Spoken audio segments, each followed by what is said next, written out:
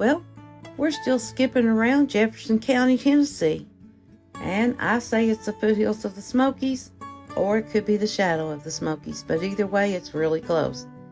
And today, we found another small cemetery with a lot of history. So let's go on.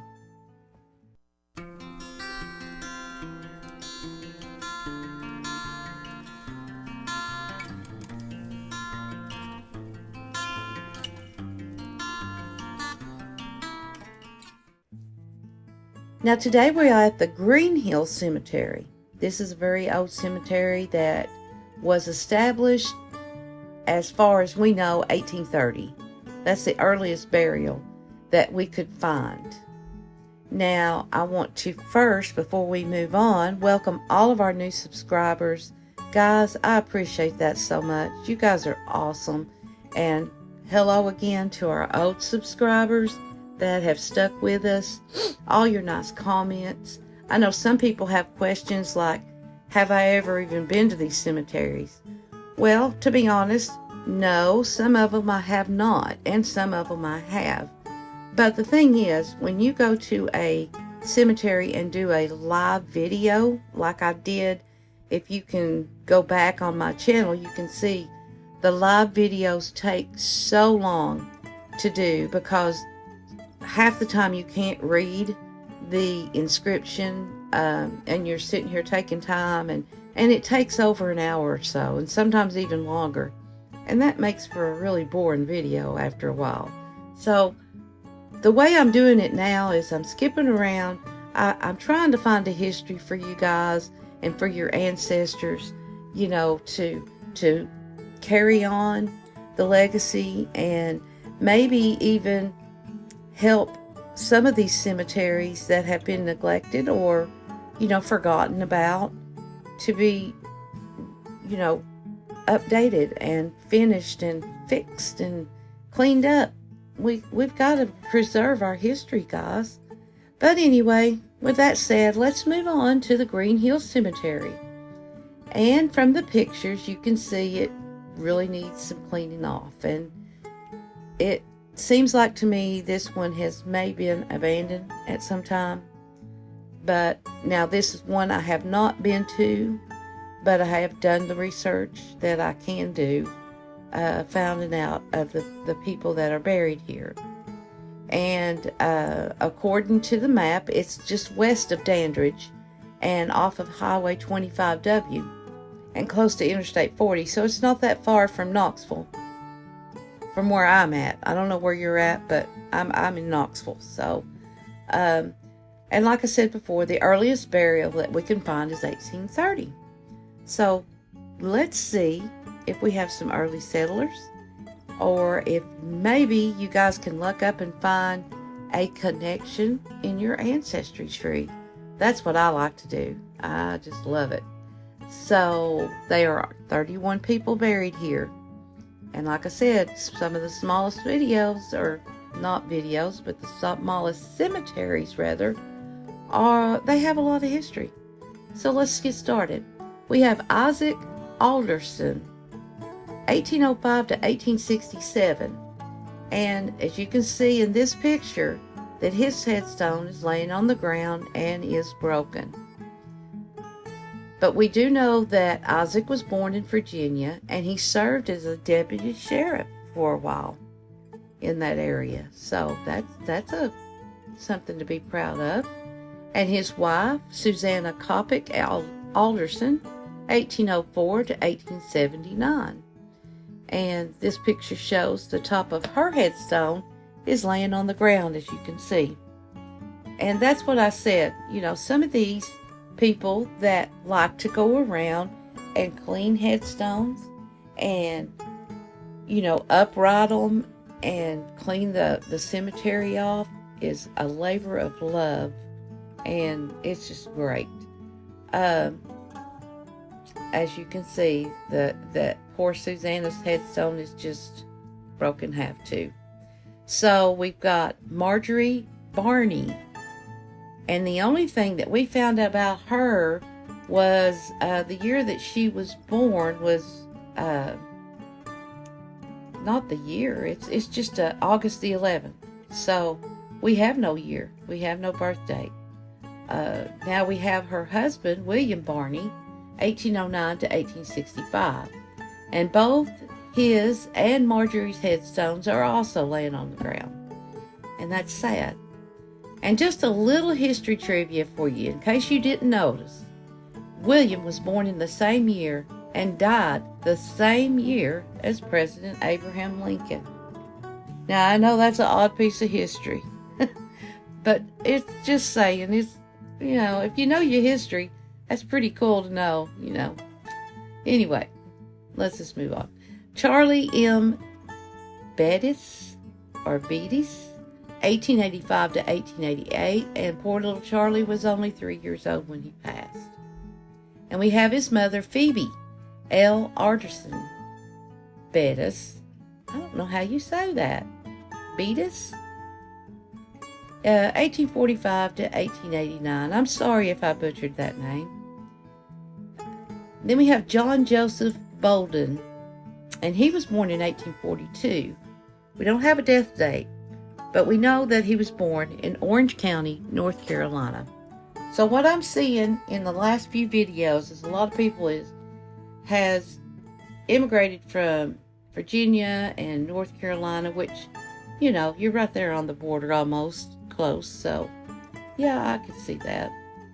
We have John's mother, Nancy Jane Pole Bolden, 1825 to 1880, and she was also born in North Carolina. And we have her husband, Eli Bolden, 1812 to 1890, and he was born in North Carolina. Now, Eli served as a private in the 10th Tennessee Cavalry in the Union Army during the Civil War. And he may have also served in the 8th Tennessee Cavalry too, from what little that we collected on him. So I'm not sure about that, but we have Mary E. Maudie, they called her Maudie, French, Branner, 1869 to 1890. Now, look at these headstones here. Now, if anybody lives in the area and has been to this cemetery, they've noticed it too, that several flat headstones have been stacked on top of each other. So what do y'all think about that? I mean, what's the reasoning that they have pulled up the headstones and just stacked them up on top of each other? Now you don't know who belongs where. I don't know. Can somebody give me a good answer on that? Now we have Michael Branner Sr., 1764. Here we go. Early settler, 1839. And we just have a sketch of his uncarved headstone. But Michael was born in Shenandoah County, Virginia. No doubt he was an early settler, like I said. Now we have Kendrick Carmichael. Now Kendrick is one of my family names. My grandfathers, 2 or 3 grandfathers had the name Kendrick as their name. I love that name. But it's Carmichael, 1835 to 1906, and it shows that the top of his headstone's laying on the ground. And this is the base of his headstone. So, there's a lot of YouTubers out there and TikTok people that probably make a lot of money doing this, cleaning up and resetting the headstones and concreting them back in order. That would be nice to see, that when we come back to this cemetery, that somebody has took on that challenge. I'm sure the family would appreciate it. Now we have his wife, Martha A. Bailey Carmichael, 1841 to 1891, and on her headstone you can see the one finger pointing to heaven. Look at the detailed carving above that hand. You can already see the words, "Our Mother," below the hand. That's precious. And this is a picture of the Carmichael family plot. It's enclosed with a wrought iron fence, and if you've seen my videos before, I love seeing the wrought iron fences in cemeteries. They just, I don't know, it just makes it look so eloquent to me. I love it. Now we have Ethel M. French, 1851 to 1885. And that's another flat headstone that looks like it's been stacked on other grave markers. I just don't understand this. We got John Greenberry French, 1841 to 1919. And here we go. His headstone stacked on other stones. We're thinking that this was a family plot cemetery. I mean, this is just us. And you'll see in a minute that it looks like someone was trying to clean off the plot at some point. We have John's wife, Mahala Emily Klein French. We don't have a birthday for her, but we know she passed away in 1886. And we have John's father, Lafford French, 1802 to 1888. I would say that's first settler. And his mother, Mary Kimbrell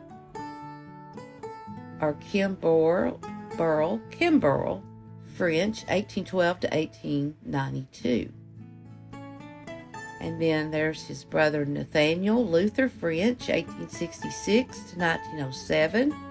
And Nathan was actually a doctor, and he died of typhoid fever. That happened a lot in that area, or just across the whole country during that time. Typhoid fever was rampant. And the picture shows what appears to be the French family's plot marker with several flat stones stacked on one side. Again, we don't know if someone was trying to clean off the plot. Our question is, why would they move the grave markers to do that? I mean, I've never seen that done before. And whoever did that, I mean, how do they know where they go unless it's a family member? So if you are a family member watching this video, please let us know. I am so interested in knowing why. Let's move on. We got James T. Gass, 1795, 1874, and he was born right there in Jefferson County. We have Penelope E. Gass. She was born July the 12th of 1864, but only lived 19 days, so that's sad. Here's another early settler, William C. Henry, 1773 to 1830. Now, we're not sure if this picture shows the actual headstone, but the person who posted on where we found about him, as you know, that this is an abandoned cemetery that sits along a gravel road on private property. The cemetery rests about an acre of woodland. There are about 10 visible headstones and numerous smaller stones remaining. So I would say those would be rock markers. And she also says that their neighbor that lives across the gravel road came out and his dog and talked a while concerning the sad nature of the cemetery. And this person told them that about a year ago that the prison brought some workers out and collected numerous headstones. And the question was going on is, what did you do with them? And they told that they was going to clean the stones and return them. That makes no sense to me. You just no sense, because they didn't leave markers of the people headstone that they took up. So they don't know who's who. So time has went on now, and these poor people have their headstones stacked up in a row, and nobody knows where they belong. So he thought then that immediately that they was likely didn't know what they was thinking. So anyway, as you can see, the stones were never returned. So let's move on. We got G.M. Barbie Jones, 1852 to 1885. You can see the top of his headstone was broken and laying on the ground.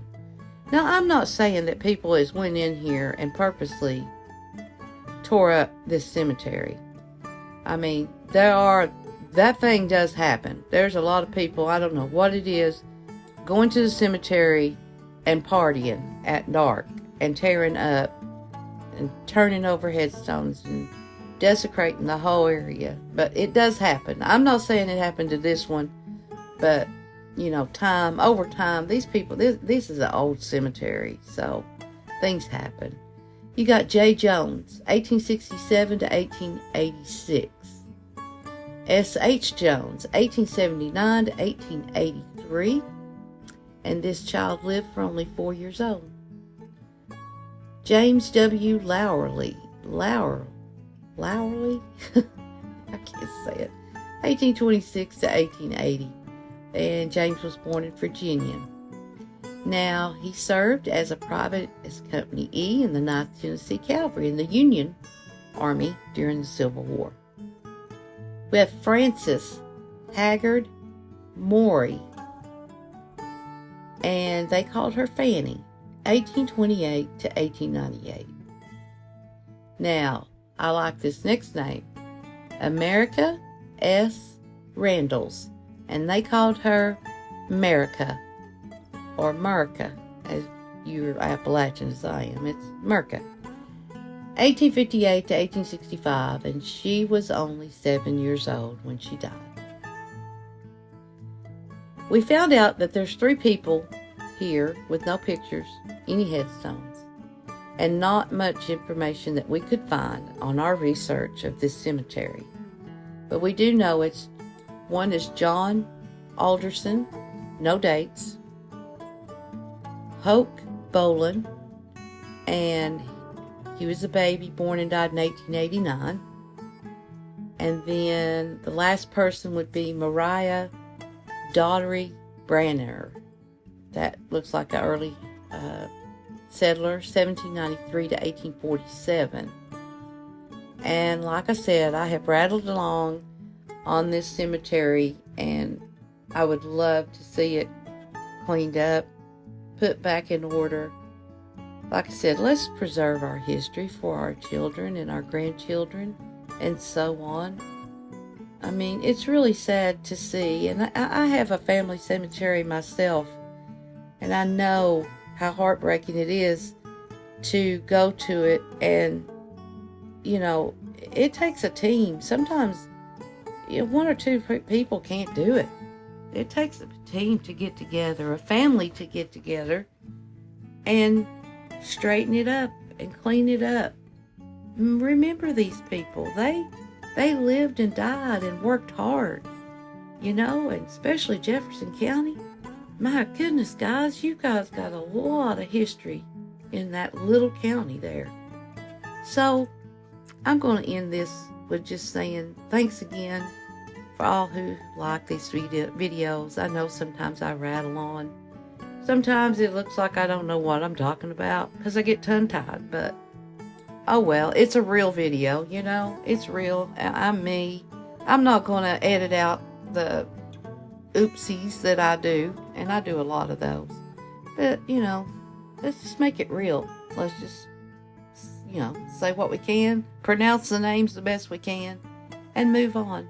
But I do appreciate you guys, and hope to see you next week with a new video. And hopefully we're still going to be in the Jefferson County area, searching around, finding some cool videos for you guys. So we'll see you next week if the Lord's willing. God bless each one of you. Thanks for watching. Bye-bye.